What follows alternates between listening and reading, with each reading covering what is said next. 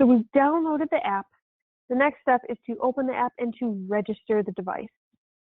Let's learn those steps. So how to register? So I do want to note that an employee can only be registered to one device.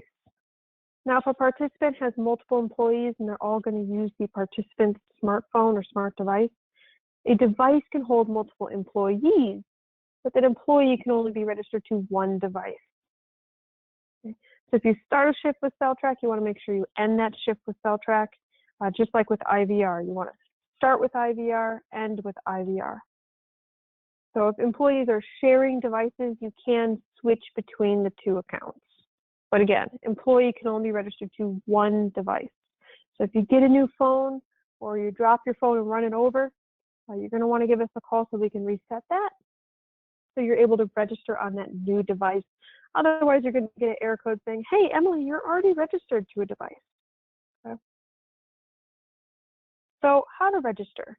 You want to start by opening it up, CellTrak. So you want to find that icon, open it up, and the next step is to acquire the mobile device license. These codes, the license and authentication code, tell CellTrak, hey, this cell phone is going to be used for Wyoming self-direction. Once we're past the screen, we'll say who specifically the employee is. But for right now, we're going to say this phone is used for Wyoming self-direction. So if you provide individual services, which is the majority of you typically, the majority of employees provide individual only. So you do not provide group service at all, okay? So if you provide individual service only, the individual service license ID is 200591. Again, the individual service license ID is 200591. The individual authentication code is 121896. Again, that individual authentication code is 121896.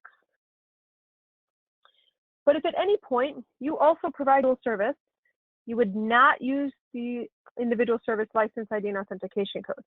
You would use group service. It's going to allow you to do both, but you have to register for group service to be able to provide group service.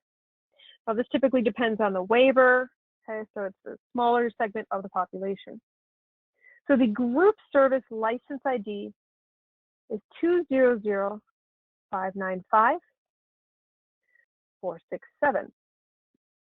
Again, the group certification code is 259467. So this tells the CellTrak mobile app employee has entered the license ID and authentication code. It does prompt for a phone number, but that is completely optional. Tablets don't have phone numbers, and even if you do, it's totally optional. You can leave that blank. So you'll tap Acquire License and then be able to move to the next screen. Now, if there's a space before or after an ID or it's incorrect, you might get a pop-up, but the new code should resolve and everything should be good to go there.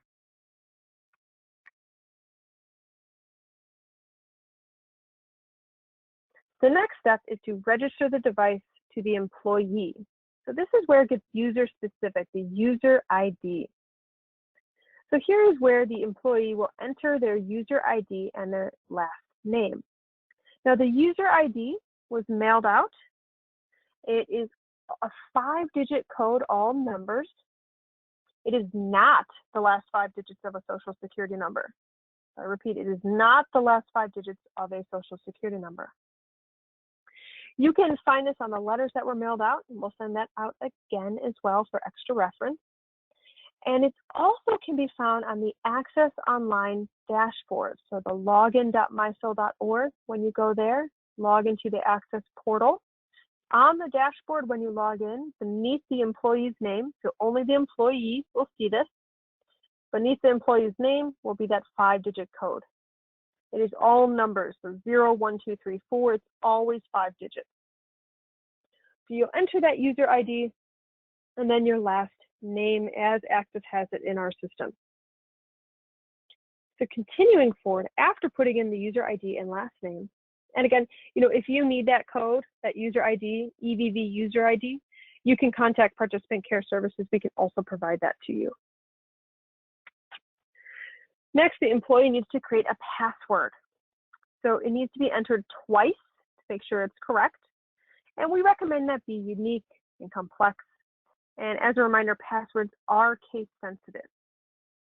It must be at least 6 characters. So if you're somebody who's got a device that does fingerprint or face ID, that can be set up. That is not an issue. That's also an option. But do enter that password. Make sure it matches. You enter it twice. It's at least 6 characters. And next, the employee needs to select 2 separate to different security questions. It's really important that you remember what these answers are, because if you ever forget your password, you can reset it on your own by answering these questions correctly. The answers can be whatever you want. They can be 1 digit, 1 letter, they could be a sentence, but they're not case sensitive.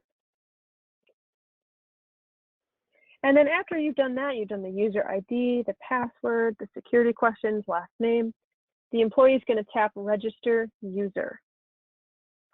Now, if they're not in their system, if there's a space or a code is wrong, they didn't enter the password right twice, they'll get an error code pop up to let them know what's going on.